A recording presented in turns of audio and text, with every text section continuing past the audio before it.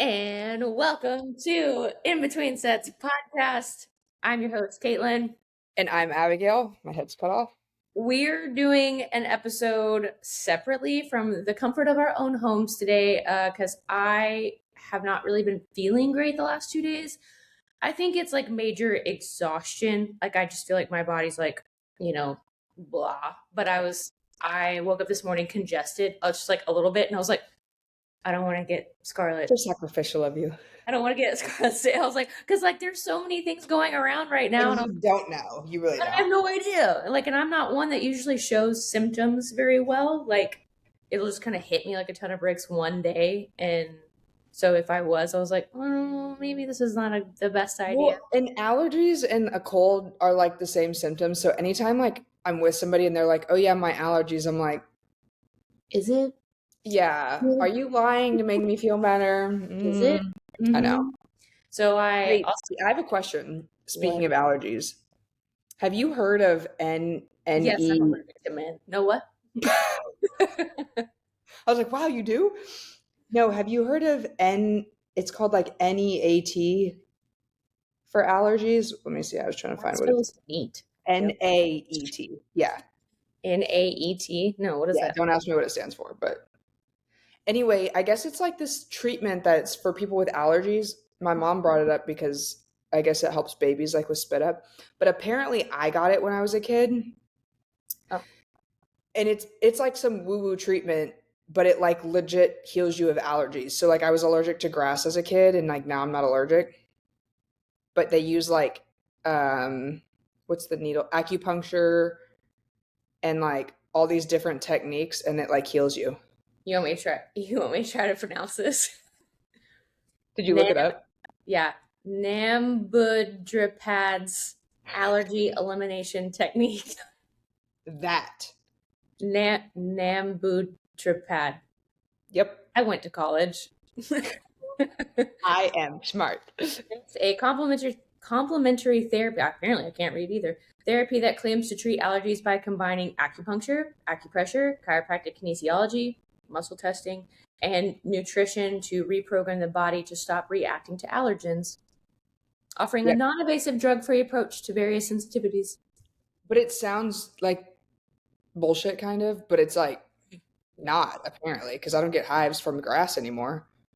Did she put you through that? My grandpa like owned a practice before he died. Yeah. But I didn't know it was that. And I didn't know it like treated babies either. And anyway, we were like talking about allergies and then my mom was like, "Wait, you got to look into this, blah blah blah." Yeah. So anyway, we have any super holistic almond moms listening. NEATs. Yeah, hit us up. Let us know if you've done anything like that or have had success with it. Because I know I don't really have allergies here, which is kind of why I moved to Fort Worth. But like back home, or like in East Texas, or when I go to Houston, or when I visit Allie and Austin, like Austin is horrible. Because and College Station and Austin are kind of like, I mean, Austin's more hill country, but College Station just sits like this in a bowl kind of thing. So everything sits there in the valley. So like, that's why I was the worst there. But I would get I felt like I was sick for 6 months out of the year when I lived in Austin. Yep. So weird.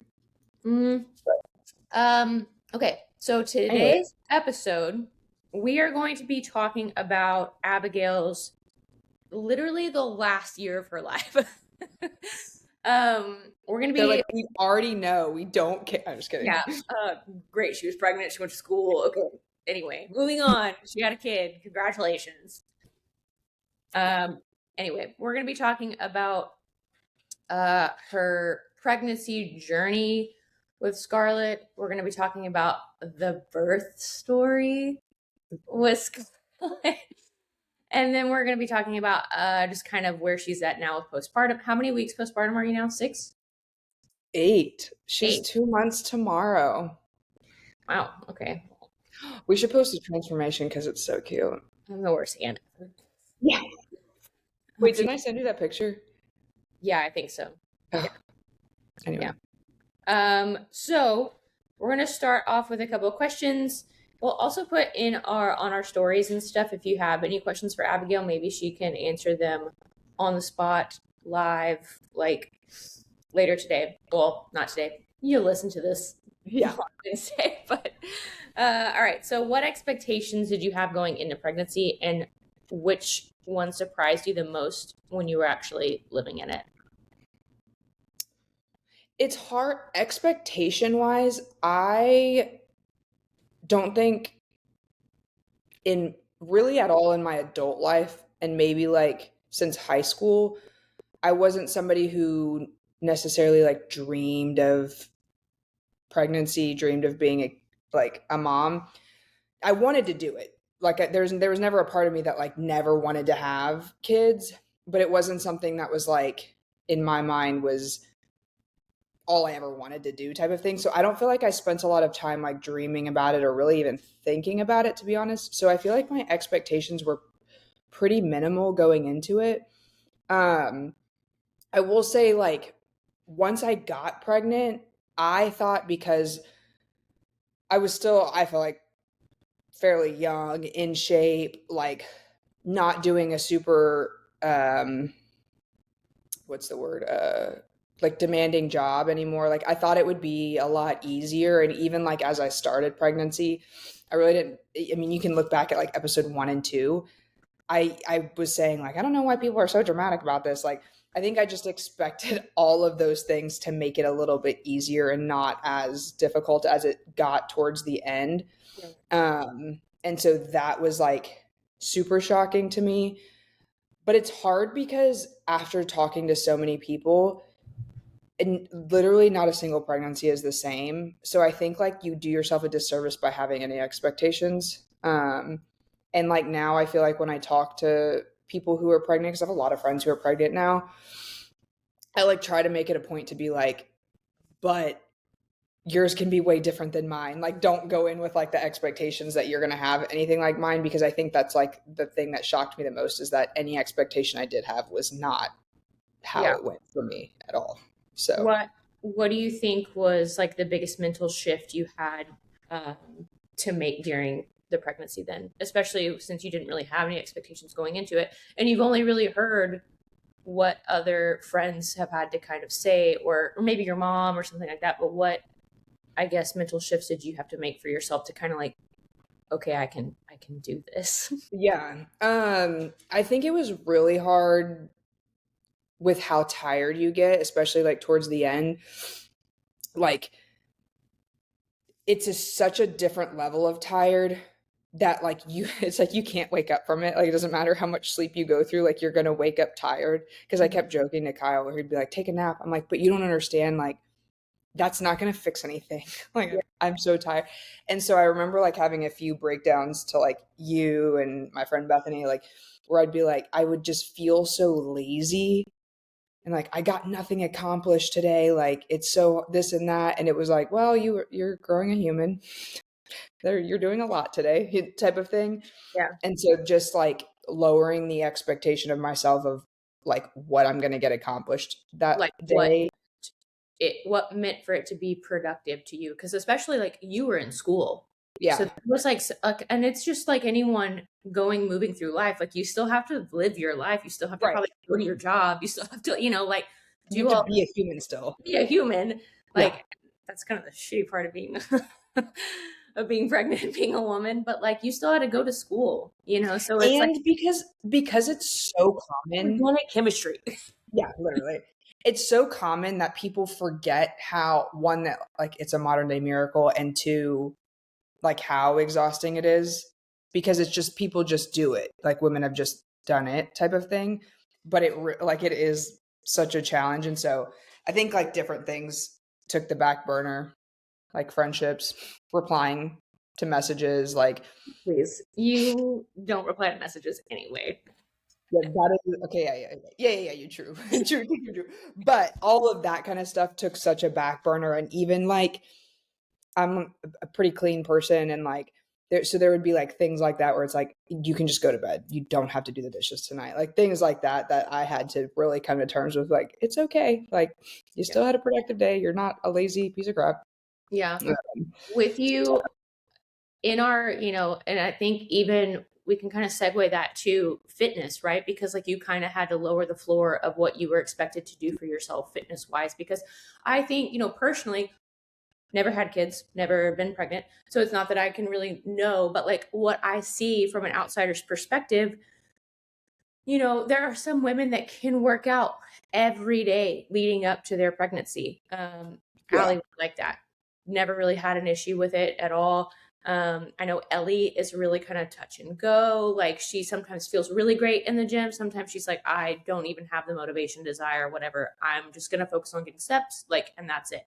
Like what were the moments that you felt like disconnected from your body, and then how did you navigate that, and how did you navigate your fitness expectations in Yeah. pregnancy as well?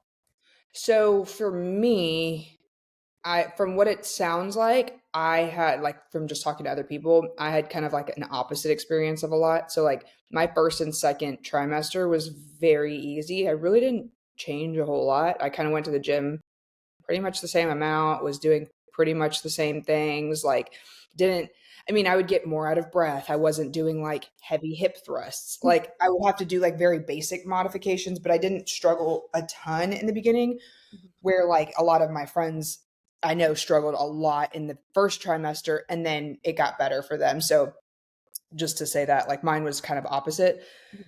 Um at the end I was just puking so much, so it was like so hard for me to get through a workout without throwing up. And I will say like looking back and going through it, there wasn't a time that I would go to like work out, go for a walk, really do any of that I didn't feel better afterwards than when I started.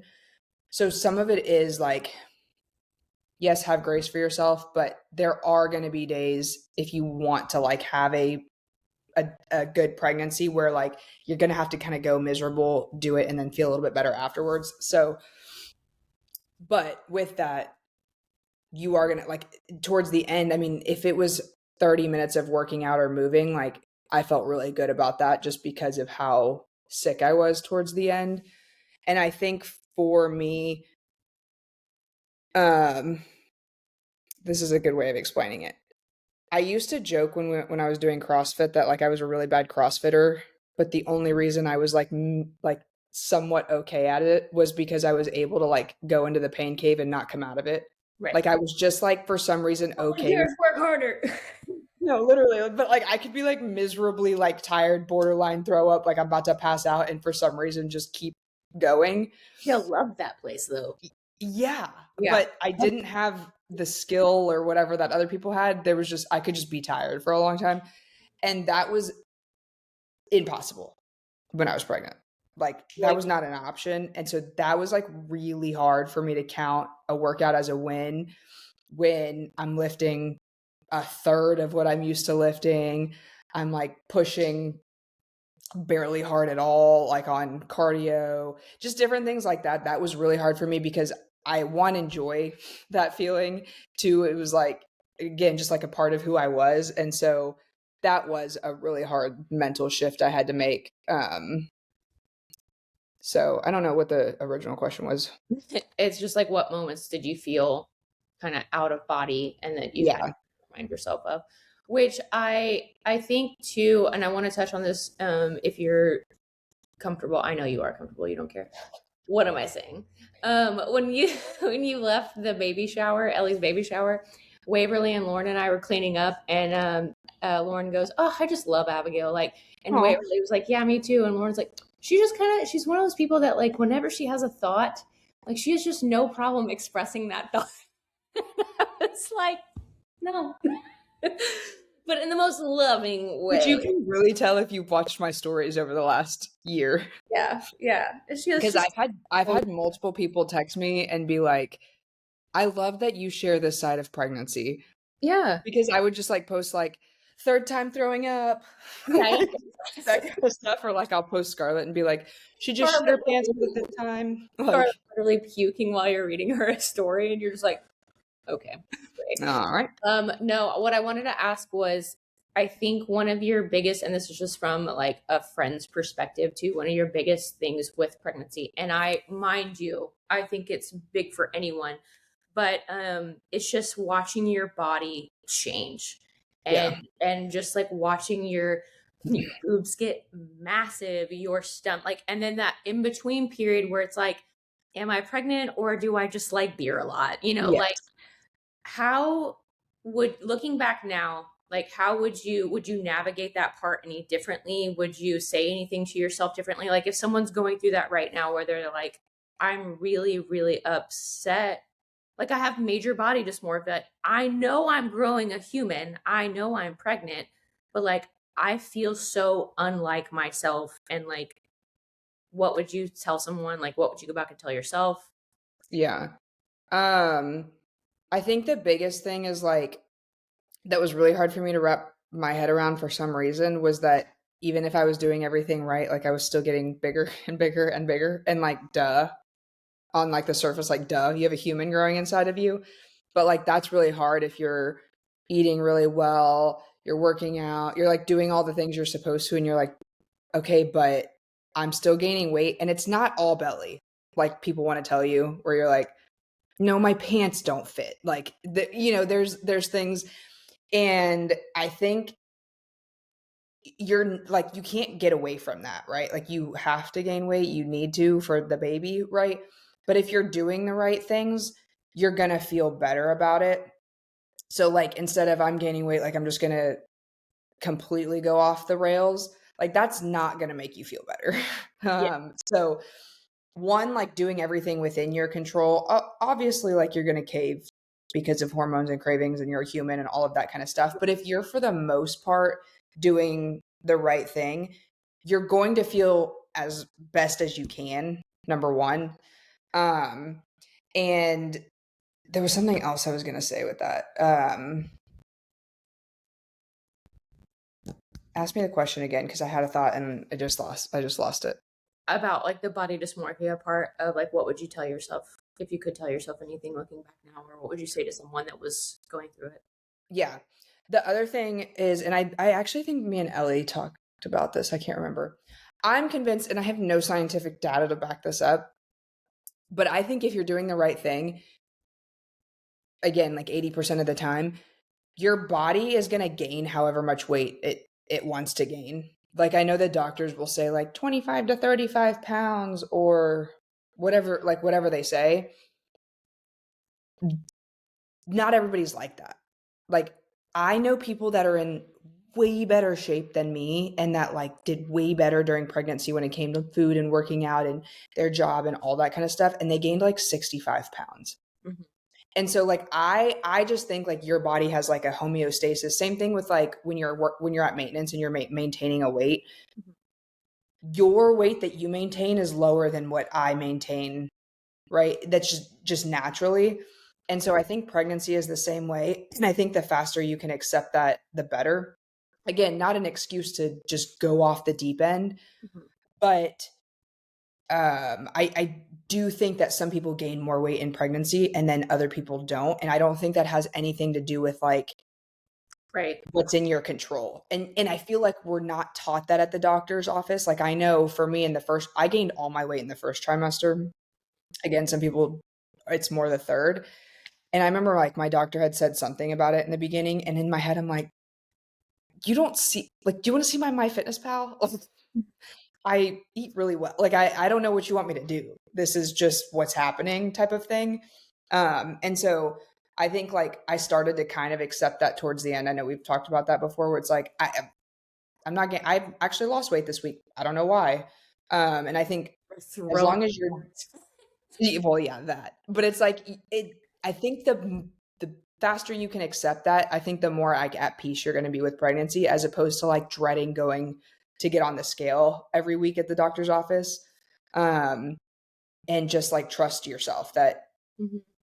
this is just how your body responds and it's going to come off type of thing. So, I also want to, I agree with you. Again, never been pregnant, so all of my opinions here are very, but like, um I think what I've watched and seen from like as a fitness professional too is your body just wants to support you the best that it knows how to. mhm. I think when you're going through pregnancy, just letting go of all of the ideals and like expectations, especially with what you see on social media or what you see shoved in our faces, like through media of any sort. Like, have some grace with your own journey. Because honestly, this pregnancy, maybe you guys decide to get pregnant again another year, might look very, very different than the one that Exactly. you have now. So, and I, as far as like maybe the body dysmorphia goes, like it's really difficult to sometimes I think in terms of, well, hey, I'm growing a human though, because you do have a lot of hormones kind of surging through your body, like a lot, you know. And I just want to tell someone that if they're like, I tell my clients this who have been pregnant, or you know, maybe they're dealing with their body postpartum, you know, like of, oh, I gained this much weight, it's fell Yeah. off, and now it's kind of stalling, now it's kind of slowing down, I don't feel like myself, is just again like not really rushing that process and Yeah. embracing like this newer version of you. There's nothing wrong with you. You didn't do anything wrong. Like you didn't like, just maybe you didn't like do it perfectly. Right. You're Or never gonna do it like, perfectly. Yeah. you know what I'm saying? Like just doing the best, knowing that you did the best you could, raising a human inside of you, like growing a human inside of you. And I feel like, and I've said this a lot, but being a mom is the most sacrificial thing you can do on this entire planet. Like you are sacrificing your physical body, like you're sacrificing your hormones, your mental health, your all of these different things to produce life. And Hmm. when you think about that, like I sacrificed a lot. However, I do like the quicker, I'm getting ahead of myself because I want to talk about this later in your postpartum. Yeah. Like the quicker that you can get back to yourself, the better. Yeah. Like Allison Cooch talks about getting your pink back kind of thing. Hmm. As long as you can like keep that like the end in sight, like knowing I will birth this human, like Yeah. hopefully, God willing, I will birth this human. I can do all of that stuff in time, but like try to kind of not take yourself, like be present in the moment. You'll never have this version of you again, like whether you hate pregnancy or not. Like, No, yeah. yeah. And And I, go ahead. and I think it's also like you hear a lot of um oh, if you breastfeed, you'll bounce back quick. Oh, if you're in really good shape or you'll bounce back quick. Oh, if you're like eating well and working out during pregnancy, you'll bounce back quick. And there's a girl that I follow on social media a lot that I think she's a doula, but she's a trainer and talks a lot about that. And she like wholeheartedly rejects the whole bounce back thing, which I really appreciate because it's not a like you're not bouncing back because you're never gonna be that person again.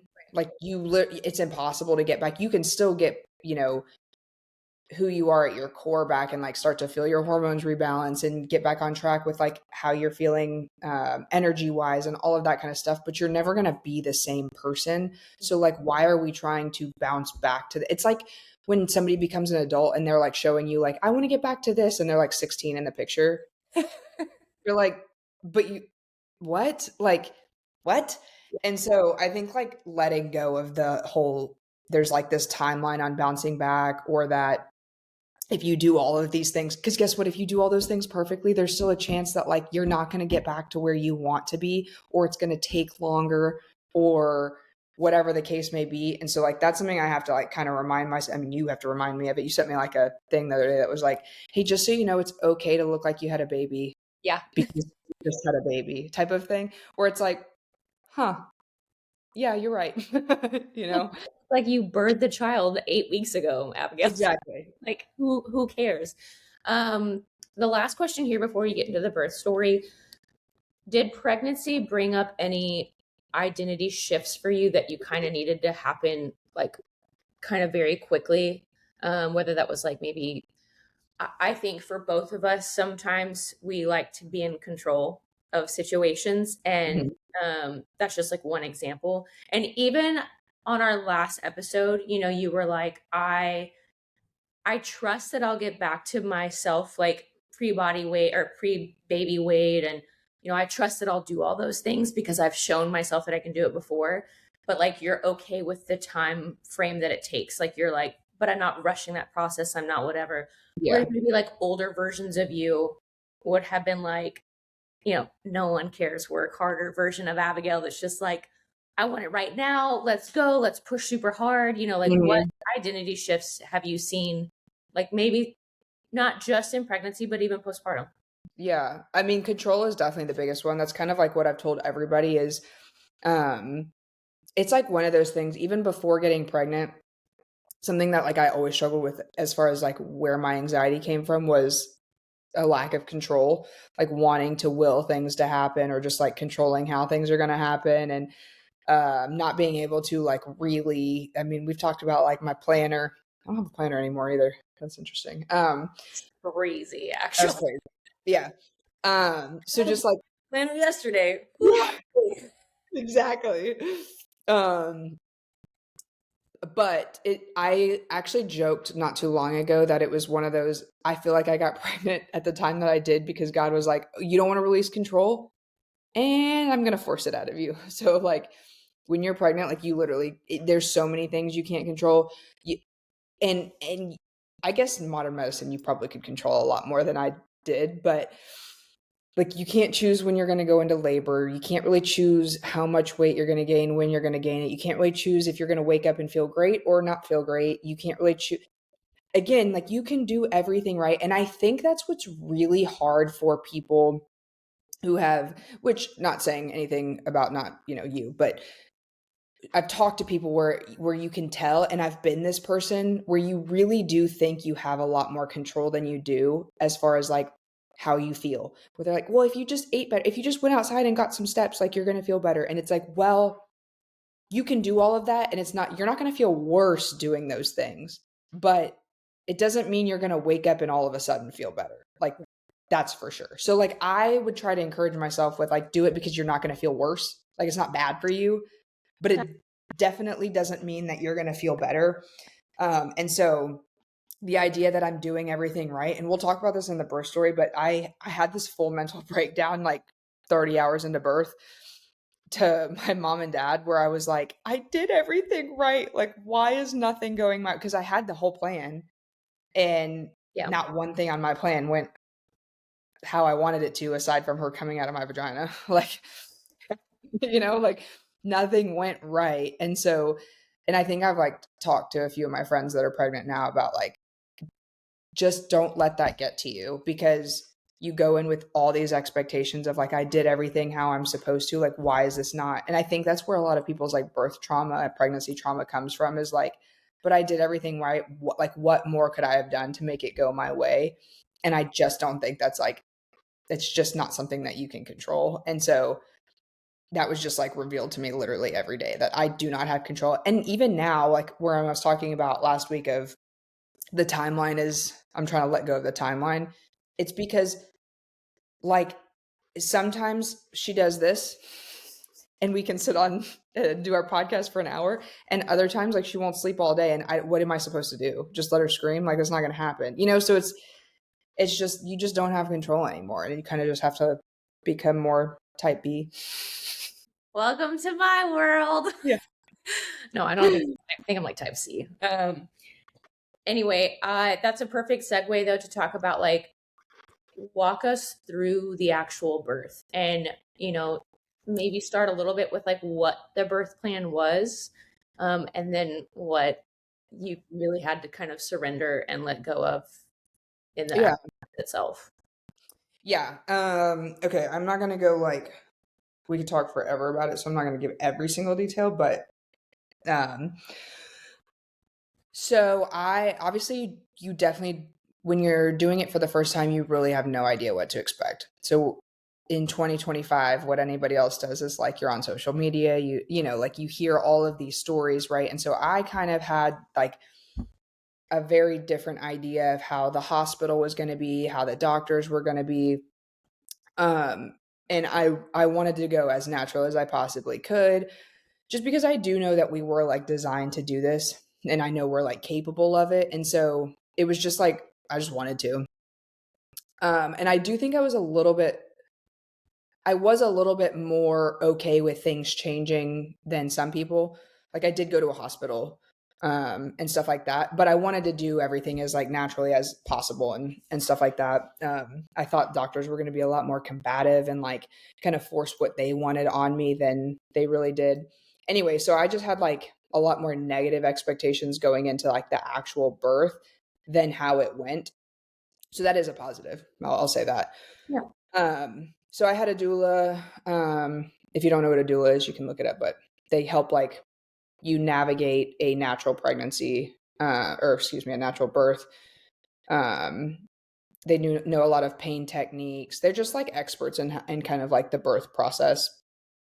I had a whole birth plan, so like how I wanted to deliver, literally down to like how I wanted the vibe in the room to be, music and lights. What And music did you choose? You're not a musical person. I didn't make the playlist. I Oh, actually sent it. Well, I just put a bunch of worship music on there because I was like, oh, this will be calm. you asked me to make. I would have put like "Let's Get Crunk in Here." Yeah, literally. It would have been like a vibe in there for sure. Anyway, Which is funny. Speaking of that, I was going to be like, I need new music for this year. okay. Anyway, so yeah, I did that. Even Playlist for Abigail that I on songs that I think she would like. yes, Send it to her. thank you. Um, anyway, so I just kind of had it all planned out in my head. I did not have like a scheduled C-section or scheduled anything. So like towards the end, it was kind of just like this waiting period. How long were you in labor? Act like Start to finish, 43 hours. I remember texting your mom and she sent me this photo of you just like outside in like not the sanctuary, but just like in like the prayer, like this prayer garden. Oh, yeah. And you were just like bent over, and that was like the first 5 hours. That wasn't even like anything. And We you hadn't looked, even gotten into the hospital yet. no, you looked great. Miserable. Yeah, so things really escalated quickly. Okay, so the whole time I kept asking people, and this is my favorite thing to answer now because I'm like, wow, everybody was so right, but it just like feels like such a cop out answer was like, how do you know? And everybody like, how do you know it's like you're in labor? Yeah. Because you physically can't explain what it feels like. And everybody would just keep saying like it's going to feel like, period cramps, then it gets more extreme. A lot of people would say like, oh, you'll just know, like you really just know. And I'm like, I have a high pain tolerance. Like, what if you just don't know? Yeah. Like, what if you, and everybody's like, you're going to know. But it's so hard to like understand that Yeah. because you really don't know what it feels like. And so I would like try to ask my mom, like, okay, but where does it hurt? And like, how does it hurt? And like, you just like, because you can't, I don't know. I like to know all the details and like mentally prepare. And you just like, you can't explain it. Like if somebody were to ask me, I'd be like, I don't know what to tell you other than one, you're going to know. Yeah. And two, it's the worst thing I've ever felt in my whole life. Yeah. I wanted to ask, like, because I know when the moment was, but I wanted to ask, like, was there a moment when you had to mentally surrender or let go of control? And what did that feel like? I mean, there was like moments throughout the whole thing of like just like step by step of having to let go of control. I'm trying to think of like when it kind of first started. I mean, when you first like when the contractions got really close together. So like mine escalated, like my water broke and I didn't really feel anything. But then when I was getting my first couple contractions, I went from like 7 minutes apart to 1 minute apart in like 3 or 4 hours, like like pretty quickly. But then the 1 minute apart contractions like just never got better. How long And so did that last? Because I remember that lasted like a long time, right? like over 13 hours. Yeah. And so that was probably the first time was that I realized I was thinking like, but I'm in such good shape. Like, why am I not progressing type of thing? And I was doing everything like the breathing, the walking, the moving positions, all the stuff that everybody was telling me. The breathe, like just I felt like I was doing everything right, but like I think I was at an 8, and I just like wasn't getting any like it wasn't moving forward. And I'm a type of person that I just need the truth. Like, I want to know exactly where I'm at. And I don't feel like I was like, people were trying to be very positive to keep my like head in the game. And they're like, you're getting so much closer. Like, you're so much closer to meeting her. But I really, like, truly was Like not. what, a centimeter? Not even that. A Like, millimeter? I went 13 hours with like not even half a centimeter. Yeah. It was so bad. And so that was like probably the first time. And so my water had broke that morning, but it was like, and I'm going to, if you're a pregnancy person, like, no, I'm going to mess up the verbiage, but essentially it was like a partial water break. So like I had like the whole, like a gush of water or whatever, but I guess there was like part of it that didn't break, and that was like preventing me from moving forward. So they wanted to break my water. So that was kind of the first thing where I was like, no, like I put that on my birth plan of like, don't break my water, no Pitocin, no this, no, like I don't want any of that. And by that time it had been a while and I wasn't moving forward. And my OB was basically saying like, we have to do something to push you forward. Otherwise you're going to end up in an emergency C-section. Like you can't just sit here for this long. So like, do you want Pitocin, which makes your contractions harder? We can break your water, which the idea of that just for some reason like kind of terrified me. I'm like, what do you mean break? Like, what are you going to stick a needle up there and like poke? Like, Like that freaked me out. Literally. So they were like walking me through all of that. So that was like the first kind of mental breakdown I had. Plus you're like exhausted because 1 minute apart contractions and it was overnight on top of that. Mm-hmm. So I was trying to go through that and I'm a very direct person. So I wanted somebody to be like, hey, do this. Right. But they weren't. Going for? Huh? Which one did you end up going with? Pitocin. I actually should pull up my birth plan so I don't mess any of this up. My doula sent me the whole birth plan. But yeah, so that expedited or not expedited, but it moved me from like an 8 to a 10 or something along those lines. Like I was still moving forward, but the water wasn't breaking and the baby wasn't dropping. So like centimeters right is like the circle getting bigger, whereas dropping is like she's getting lower and lower. Mm-hmm. So essentially that helped me expand but not drop, and my water wasn't breaking. So then I was like stalled again, and they were like, oh well, we can start pushing and see if that helps because you're at a 10 but you're not low enough. So we started doing that for like 2 or 3 hours, I can't remember, to try and get her to come lower, but her head was turned like this. Mm-hmm. So I'm pushing for like 3 hours and essentially nothing is happening. And they're doing all these different like weird techniques to like move me. And that's like kind of in that time frame is where I blacked out. Like it's very hard to remember what all was happening just because I was in a lot of pain. And yeah, anyway, I forgot.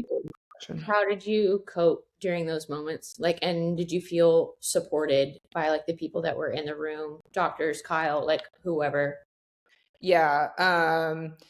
At that, so the point where the first decision were of like all of that kind of stuff, that's like where I had kind of like a first mental breakdown. And like, we actually like brought my dad in. My dad and Kyle like prayed with me just because, again, it was like, why is this not going my way type of feeling. And so that was like super helpful. I felt really supported by that. And I actually felt so supported by the nurses and stuff. Mm-hmm.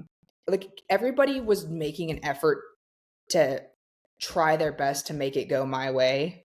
Right. And it kind of just wasn't. So I did feel a lot of support. There was a point, I think during the pushing, I'd have to look back, but where I have like freaked out. Part of it was like, again, pure exhaustion, but I like freaked out on everybody because I felt like everybody was talking around me to try and help. Yeah. But nobody was like talking to me. Yeah. And so I was like, you guys are not listening to me. Like, this is what I want to do. Oh, I think it was with the water breaking, mm-hmm. where I said, give me Pitocin. And then everybody was like, well, we could do it this way. And I'm like, you asked what I wanted to do. I just told you, like, support my decision, Yeah.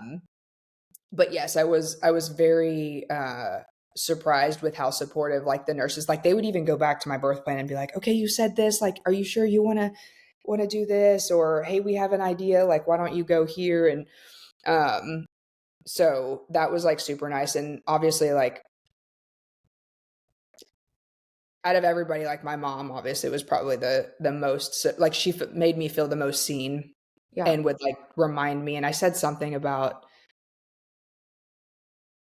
I can't even, it's hard to remember certain parts, but when we were getting threatened with not threatened, but hey, you might have a C-section if blah blah blah. Yeah. I started bawling my eyes out and um was like talking to my mom about that, and she was just like, I'm sorry if I, ever said something that made you like nervous about this. Like, it's going to happen exactly, like, just tell me exactly what you want. And like she kind of like took my face and was like, you're doing everything right, like you're good, all of that kind of stuff. And I felt like advocated for me. What a blessing. So, yeah. That Yeah. some people probably don't have that or don't feel supported in their, or by their doctor afterwards or nurses or whatever. And I think that's a huge blessing to be able to be seen, and then obviously have a mom that Yeah. can be in And there. I will say to somebody who doesn't have that kind of support, get a doula. Like, Yeah. 100% worth the money if you do not have somebody that can be like An just advocate for you. an advocate for you. Looking back, like, she was beneficial for me for sure, but I had a great support system. So there were moments where I was like, there's too many people in here. Yeah. I don't need anybody else. Like, I have my mom, I have my husband, like, I'm good, type of thing. So Yeah. I think there's definitely a huge benefit to them. I just don't personally think I needed one necessarily. So fast forwarding like a little bit to the actual birth, like to her coming out, it ended up going the way that you planned it, and at least in that like little bit, like you ended up having her not in a C-section. yes, that was the one thing. How much did she weigh? Did Yeah. you immediately get to hold her? Did you walk us through kind of that part? So really funny. The actual part that was enjoyable. Yeah, even that though was so.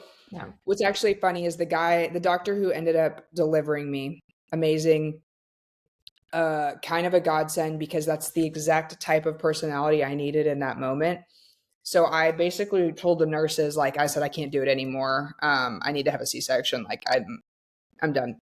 So they called the doctor. He came in, and he's kind of walking me through like the options that I have. He's like, well, we can do a vacuum, we can do the forceps, we can do a C-section. These are the risks and all this kind of stuff. And he said something about the risks, and I kid you not, he said that, and like I just pushed hard enough for her little head to poke out. Because anyway, but it was just like he was so direct and clear of like, this is what's going to happen. What do you want to do? Like, you need to make a decision, type of thing. Whereas I felt like for the doctors that were on call prior to were very like wishy-washy and not helping me. So total God thing that he was there. But anyway, she came out, and then the first thing was she had marconium, so like the baby poop, which meant I couldn't like immediately hold her. She had the NICU team was in there, and she had to go over to the NICU team. So I didn't get to do immediate skin to skin, which I wanted to do. The second thing was she had a really short umbilical cord, and it was lacerated. So she couldn't like reach up to my chest. So she was just like on my stomach. I could like barely see her, and it was lacerated. So it was like spewing blood. So I couldn't do delayed cord cutting. So Kyle had to go over there and immediately cut her cord. That, whatever. Then we go over she's over at the table. And if you know me, I'm weird about fragrances and stuff. And so, also on my birth plan was like, we have our own diapers, we have our own wipes. They immediately put some stupid freaking Huggies diapers on her. Then I get pissed off about it. I'm telling you, nothing went my way.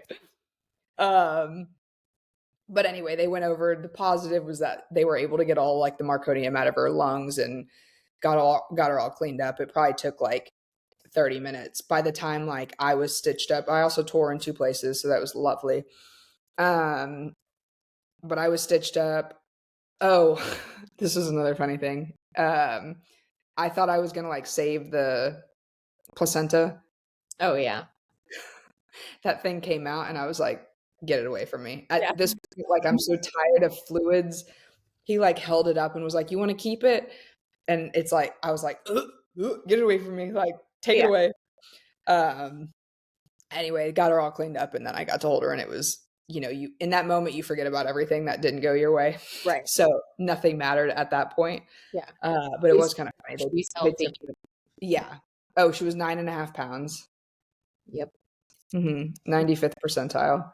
Yep. So, girl didn't skip a meal in the womb. No, even all the throwing up, she still never skipped a meal. Yeah, huge. Looking back, the last thing we'll talk about with like the actual birth story, what part or looking back now, what parts can make you look back and be like, I did that. I'm really strong. Like I'm fully capable of literally doing anything on this earth because Yeah. I gave birth. I built a baby. What they do when they tell you, like, you forget, you forget the level of pain, you don't forget that you were in a lot of pain type of thing. But it was actually super validating. I always FaceTime my mom on walks so she can see Scarlett, but we were talking the other day and I was telling her because I was excited because I went for my first run. Oh yeah. And I just like felt weird. And anyway, so I was talking to her about this because she ran through pregnancy and this and that. And she said something about she goes, I know everybody wants to say like my birth was so different or this and that. Like she was like, it's like a thing people like to do. But she basically was like, I just want you to know, like, you had a traumatizing birth. She was like, I have never seen something like that. So like the fact that you're running, you should be really proud. Anyway, I was like very validated in that because I don't have anything to compare it to. Yeah. I knew it was hard, but you really don't. And it's not like I'm wearing a badge of honor of like, oh, I got to do it this way or whatever. It was harder than anybody else. But it was validating to know, like, okay, that was like the worst thing I've ever experienced, but I wasn't being like a baby about it, you know? Yeah. No. So I think like just hearing that was validating and it kind of took away the, I guess, disappointment I had in things not going my way. Right. Um, and so I think I've talked to like a couple of my friends that are now pregnant too of like, don't let like don't look back and be disappointed if things don't go your way. There's actually, we say in the Marine Corps, no plan survives first contact, which I can like literally say I've never felt more true than in that moment of like, you can plan everything you want, but it's not going to go your way. And so at the end of the day, at the end of the day, I just wanted to have her vaginally. Like that was, I really wanted that. And I got to have that and she's healthy. So like, there's not a point in being upset about the rest. Yeah. But like I said, it was very validating to hear that for somebody who one has had three kids and three kids three different ways Yeah. and like was there through the whole thing. Like to hear her say like you did that, like you should be proud was like it was nice to hear. So I think you should be really proud of yourself because the fact that it is 8 weeks post and you're kind of already back to working out. You're kind of already started. You ran 3 miles the other day and at a pretty decent pace, might I add, like fairly decent pace. What was it? I forgot. 9, 7, 9, 18, something like that. Something like that. So we'll talk a little bit about the postpartum. I know like you don't have much to really go off of. Yeah. 8 weeks, so it'll be short. Yeah, right. What has postpartum felt like that you might maybe had expectations of? What does it feel like for you now, comparatively speaking, as to what you thought? Yeah. So the first thing I'll say is I know I've read a lot that things really do shift for people around like 3 months, Mm-hmm. and kind of like the 3 to 6 months are like the most challenging. So we can check back in. Yeah. So I don't want to like invalidate anybody Mm-hmm. um, who like really struggled postpartum just because I'm so new, right? Right. So I'll just say that up front. But I think the first probably month was like pure adrenaline. Yeah. I mean, like I had moments of like being really tired, but you can even ask like, so I was up for the 48 hours or whatever of birth, and then like had friends, all these people like stop by. And I was like, I hadn't slept in like 3 days, and I'm like, this is so exciting. Like, look at my baby. Like, I want all my friends to come. Like, Yeah. I was like wired. And like, I would stay up all night, and she would like wake up, and it would just, I was so happy. Like, I was like, oh, she's awake, and like, whatever. So anyway, that, I feel like that lasted probably a month of just like straight adrenaline, which kind of shocked me. Um, the pain and like recovery side of things, I think was probably also a little bit different because I was sick. We didn't even talk about that, but I was sick when I gave birth. And so I had like a miserable cough. So like Yeah, the you pain, lost your voice. yeah, completely lost my voice. Mhm. But let me tell you, coughing like that with as many stitches as I had, Fun. the worst pain I've ever felt. Like that might have been worse than the birth. Um, but anyway, I healed great. It was just like the cough and stuff was really painful. Um, and then I think like a month kind of hit, and then I was like, wow, I'm really over not sleeping. Like this is not tight. I need you to sleep. I had like a couple of those moments, and the like trying to find purpose again where you like all your everything's like you're so tired so you're not doing anything, and then the baby's crying, you don't know why she's crying, so you don't want to leave the house, and like one event throughout the day like messes up your whole schedule, but you still want to go do things, but you don't want the baby. It was just like, and it still is a lot to navigate, which I'm like super grateful I have like friends that understand and like are okay with even like this situation of like let's just do it at your house for now and like we'll figure it out later, whatever, because that's been like really hard to navigate. But overall, like I don't feel like I've been crazy like depressed or anxious. Like I've definitely had moments of that, but I don't think I've struggled with that quite as much as some people. So What do you think is making you feel the most grounded right now, postpartum? um probably one, I have a village. Um, like the women in my life that I have now are like so incredible. I should post a picture. I'll put this on social media though of just like all the girlfriends that I have like holding Scarlett and like loving Scarlett. Like that is like I could like cry thinking about it. Where I'm like, dude, you're so lucky, girl. Like Yeah. she has so many people that like just love on her and Yeah. stuff like that. So that like is that's super grounding. And then just like getting back to the things that I like. So getting back to working out, like eating good food again and not feeling like miserable, just like very basic things are like to starting to feel normal again. And I think just as things continue to get more normal, I'll start to continue to feel more like myself. I will say it is still like hard with like I don't work, I'm not in school right now, like I'm literally, I don't want to say just a mom, but like that's how I feel sometimes of like, okay, I'm just doing this. Yeah. And that's hard. But I think that's gonna just continue to get more normal, if that makes sense. Yeah, absolutely. Um, what do you wish maybe you had understood before or that you want more women to understand about healing, rest, and timelines after birth? Like, what do you want people to kind of take away from even just these first 8 weeks? Yeah. That for you? Um, I guess kind of also going back to like the pressure to bounce back kind of thing, yeah. like letting go of the expectations of timelines. Yeah. I would say that I'm like so impressed by other moms now. Um, and it has nothing to do with like how quickly they bounced back. But I don't know, I like see moms in a whole different like light now. And so I think just like recognizing that like you just did the hardest thing ever. Like you're not ever going to do anything harder. Cause I just think back to like all the hard things that I've done, and there's never going to be anything harder than that. And so like like you should be so proud of yourself first of all, and so like have so much grace for yourself in that. and know that other people think that too. Because I think it's very easy to like, when the baby starts crying, like you're like apologizing to everybody. That's like, I'm super guilty of that. My mom always tells me like, stop. Like nobody's bothered by that.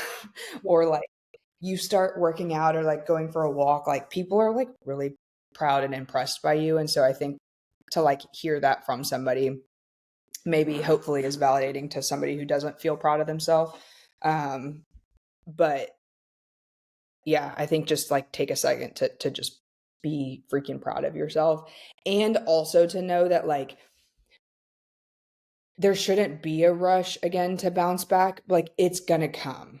Right. It's gonna come. And I think I'm like telling myself that as I'm saying it. But what's not gonna come is like the days or weeks back with like your infant baby.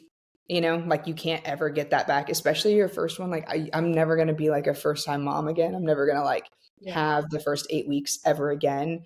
And so I am like, sometimes when I'm like, man, but I need to like start eating better. Oh man, I need to like start scheduling, or I need to wake up earlier now. It's like, but I don't look back and think, man, I really wish I had like put her down in her crib earlier and like went for a run type of thing, because like you just don't ever get it back. And so anyway, I think I would just say give yourself grace and like enjoy those moments, because 2 months are going to fly by and you're not going to have wished you worked out more. I think too, you'll start to get to a point, and this is, you can correct me if I'm wrong, but I think women get to a point to postpartum where they're like, okay, now it's time to kind of start doing the things for myself to make me feel like a human. Like we talked about last podcast. Right now, it might look like just taking a shower every day. Making sure like, because I'll always be an advocate for you. Like, yes, I love everyone's kids, like, but I will also be an advocate for the woman themselves, because I think too often I work with moms who are like, they've now gained 20 to 25 to 30 pounds. Their kid is 3, and they're just like, I didn't start to really take care of myself until it was like a little, not too late, but just because it's never too late. Like they didn't start making those efforts to really like pour back into themselves, whether mentally, physically, eating better and not just eating what the kids are eating, or skipping meals in general because you're trying to like, what advice or what do you hope for yourself? Obviously you're already kind of starting to move that needle anyway by going on runs, and you signed yourself up for a 10K. I did. I forgot about that. Yeah. Like you signed, like you already started to kind of like make those efforts to pour back into your own cup. Do you think that like, I guess I don't really know the question that I'm asking. No, I get it. I would say that like I think forever now, like being a mom will be like the thing I'm most proud of, and like the most important thing to me. Like there will never be anything more important about myself than like I'm her mom, but it's not the only thing. Right. And I think I see that a lot in my mom too, of she has like so many things she's like passionate about and hobbies about, and she didn't have like a whole career. Like she was a stay-at-home mom when we grew up, but like she had a personality outside of being a mom, and she had a lot of things that she really loved doing that we got to see, that we either like one got to watch her do, or two be a part of. And I feel like that's the best moms are like that, in that they have their own hobbies and they have things that they can either, I mean, you see it like with the little kids in the gym, or, you're a rock climber and you're like teaching your kids to rock climb, or you love to hike. And so you got the backpack on with your kid in the back. And I just think it's important to know that just because you have other passions doesn't mean that you're replacing your like passion for being a mom with those other things. Like two things can happen at once. And like I said, the being a parent, mom, whatever, if you're a good one, right, is probably the most important thing. But like there's still a 90 other things about you that your child or your daughter or your son or whatever needs to be able to see about you, because you're putting the expectation, you're setting the bar of which like how the way in which they'll grow up and move in the world. Like if they see someone who genuinely wants to take care of themselves, wants to prioritize their mental health, their physical health, their overall wellness, like encapsulating the one body that we have, then they're going to be a little bit more prone to do the same, Yeah. because they're wanting to like do what you do. And they're like, oh, I grew up, uh, just throwing this out there. I grew up watching my dad surf sitting. So like, then I learned to surf and then this got me Yeah. into this or whatever, watching my mom do runs and go to CrossFit. Like it made me want to get into CrossFit when I was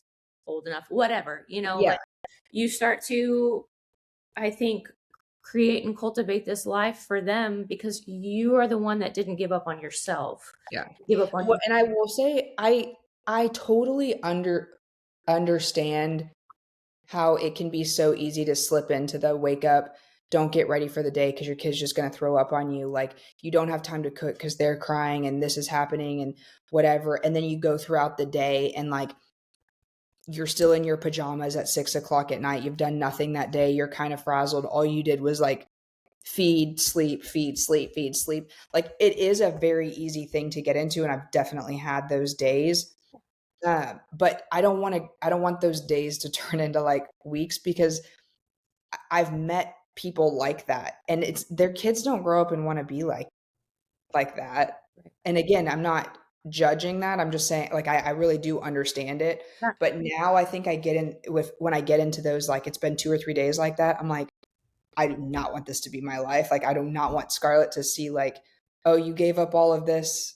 So what? You can like feed me. Like and so I think that's probably been one of the hardest things to navigate postpartum is like just how to get those things done. Where like now I figured out, okay, I put this chair on top of the,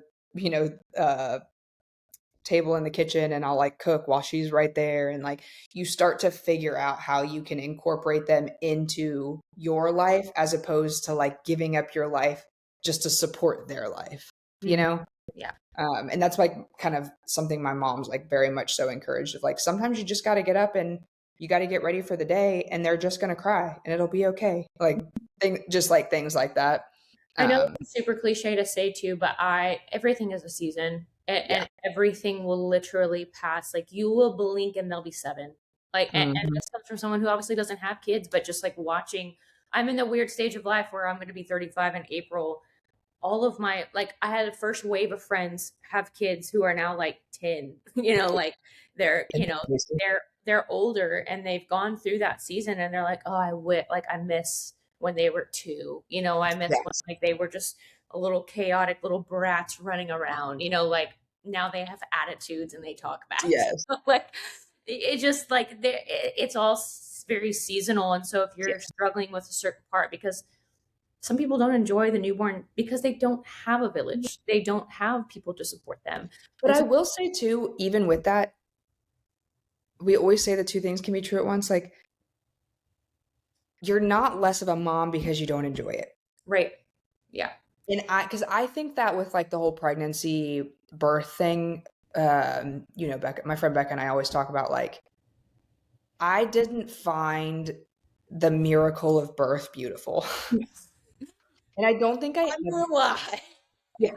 don't think I ever will. And like some people have this like spiritual connection with the desire to be a mom, and it's this whole beautiful process for them. And I hear doulas talk about like the beauty of, and I'm like, you know what? More power to you. I hated every moment of it and I did not find it beautiful, but I don't think it like makes you less of a mom. And I would say the same thing to somebody who like hates breastfeeding or doesn't enjoy the twos or whatever. Like it doesn't make you less of a mom just because you don't enjoy that specific part of motherhood. I think parenthood is hard.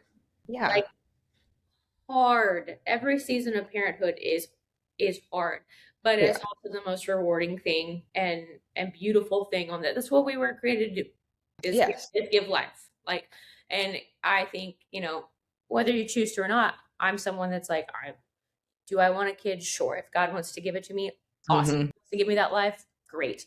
If he also wants me to be a part of a village and be someone that like, great. I was holding Scarlett the other day at the baby shower, and she just smiled at me a little bit, and I started to cry. Literally. I was like, this is look, because like she's just been crying all the time Uh-huh. I've seen her, like I mean, we've had like little and bouncy times, She was a crier. Yeah. sleeping, like, but like to actually see a little personality, I was like, They were a real human. I was like showing her off like she's mine. Like I was like, look, it's finally at me. She loves me. You're like, all right. Anyway. Yeah. But this one. yeah, the one I'm like, look at her. If I'm meant to just be a villager, that's awesome too, because I'm still getting like I can still nurture and still love in some capacity, even if it doesn't mean giving like Yeah. And I just want, I think, people to understand that like parenthood is difficult, but like it's the most beautiful thing, whether you're with it or not. Like, anyway. Yeah, and I think it's cool too. Like the last thing I'll say on that is like the having a village. If you don't, like, golly, my heart goes out to you. Yeah. But like find one, like that is in your control. You can find one, because it's just like it's so cool to see like who Scarlett's going to get to grow up admiring and being around, and like God forbid something happen, like I know she's going to be good, like just like different things like that, where I'm like, man, like what Caitlin can offer her is different than what Caroline can offer her, which is different than what my mom can offer her, which is different than what I like.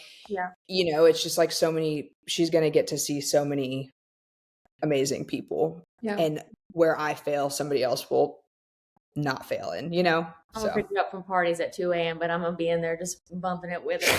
All right, we gotta go. We gotta leave. My mom. 5 more minutes. Okay, 5 more minutes. All right. Yeah, me and her. Like last question. I genuinely, this has been a great conversation about this, and I hope it helps so many people. Whether that you are pregnant, whether you've had 3 kids, whether like wherever you are in your journey with children, babies, or you're even just like newly married and thinking about having a child, like how has it impacted your marriage, and do you feel like a closer connection to Kyle? Do you feel like, I think I just want to touch on that before we wrap up, like this isn't just a you thing, like it very much involves you more right now, because she needs her mom. I think you're literally feeding her, but like, how has it affected y'all as a team? Yeah. Again, it's 100% the multiple things can be true at once. In that I like, when I think of people that have kids to like fix marriage problems, I do not understand that now, because I'm like, no, all they do is expose them. Yeah.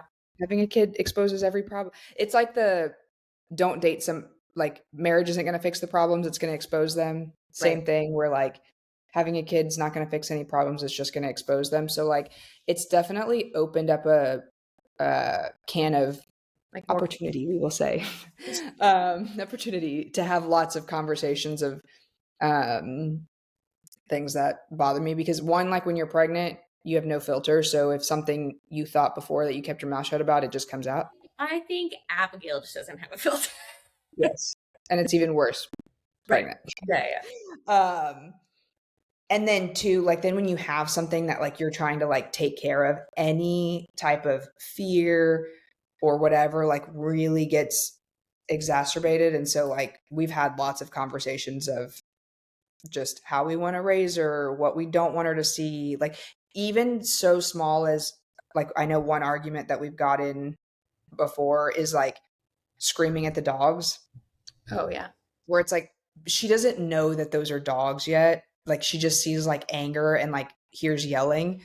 And so like, I didn't know that bothered me, because I do it too. It's not just Kyle, but like, I didn't know how bad that would like bother me. So I've been like, stop, like you need to not think of yourself in this moment and not scream while you're holding her, because she doesn't know. Yeah. So it's just like, that's a small example, but sure. I mean, it opens a can of opportunities to learn together. But it does, like, there's nothing like seeing the person you love like become a mom or dad. Like it definitely does like increase the bond, but it also brings a lot of challenges. So I think too, like, I'm not going to say that, but it's it's a little TMI. But I think if you asked anybody, they would probably say like the first 2 months after giving birth are like probably the most challenging on your marriage, because like